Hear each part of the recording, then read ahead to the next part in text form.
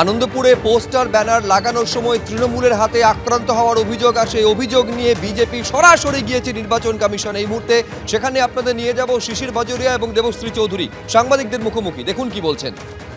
মনে আছে পঞ্চায়েত নির্বাচনের পরিস্থিতি আপনাদের জানা আছে এবং মনে আছে। কাউন্সিলর ইলেকশনগুলো আপনারা জানেন, কলকাতা কর্পোরেশন ইলেকশন কী ধরনের হয় সেটাও আপনারা জানেন।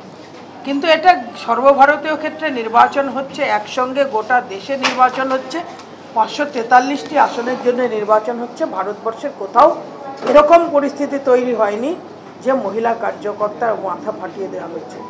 সবচেয়ে এই রাজ্যের মুখ্যমন্ত্রী মহিলা মুখ্যমন্ত্রী। তো এই বিষয়টাই আমরা হাইলাইট করছি, জনগণের কাছেও হাইলাইট করেছি, নির্বাচন কমিশনকেও আমরা হাইলাইট করছি যে এই নির্বাচনটা যাতে অহিংস হয় তার দেখার দায়িত্ব সম্পূর্ণভাবে নির্বাচন কমিশনের এবং অবশ্য করেই রাজ্য প্রশাসনের কিছুটা হলেও দায়বদ্ধতায়। রাজ্য প্রশাসন যদি যখন কেসগুলো খারাপের দিকে যাবে হাত ছেড়ে ফেলবে, সেটা কখনো হতে পারে না। তার দায় রাজ্য প্রশাসনকেও নিতে হবে, মাননীয় মুখ্যমন্ত্রীকেও দিতে হবে। এটাই আমাদের আজকের বিষয় ছিল, সেই বিষয়ে কথা বলেছি। আরও কিছু বিষয় আরো দুটো তিনটে বিষয় আছে, তারপর আপনারা প্রশ্ন করতে পারেন। এরপর সবথেকে গুরুত্বপূর্ণ হচ্ছে এসপি পূর্ব মেদিনীপুর এসপি সাহেব ভুলে গেছেন এমসিসি চলছে, মুখ্যমন্ত্রীকে কত খুশি করবেন এটা দেখুন। এসপি সাহেব মুখ্যমন্ত্রীর সঙ্গে হাঁটছেন পাবলিক মিটিংয়ে, এটা উনি করতে পারেন না। আমরা এই এসপির ইমিডিয়েট ওখান থেকে সরানোর দাবি করেছি। এই হচ্ছেন এসপি আর মুখ্যমন্ত্রীর সঙ্গে হাঁটছেন, এমসিসি চলছে, উনি মুখ্যমন্ত্রীর সঙ্গে সৌজন্যের জন্যও দেখা করতে পারেন না। আর এটাও ছিল কোথায়? পলিটিক্যাল র্যালিতে। তার মানে কেন গিয়েছিলেন? উনি ভুল করে যাননি, উনি গিয়েছিলেন কেন ওনাকে বলা হয়েছিল এটাই দিয়ে মুখ্যমন্ত্রী সাধারণ মানুষকে চমকায় কি দেখো পুলিশ এখনও আমার সঙ্গে, এরাই তোমাদের কাছে আছে, এরাই তোমাদের তোমাদের কাল এরাই হবে। এর সঙ্গে সঙ্গে আরও দুটো বিষয়।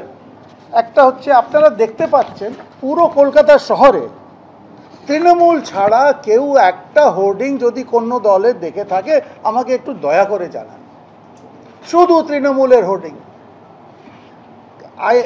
এমসিসির একটা পরিষ্কার নিয়ম আছে, ইকুয়াল ডিস্ট্রিবিউশন হবে।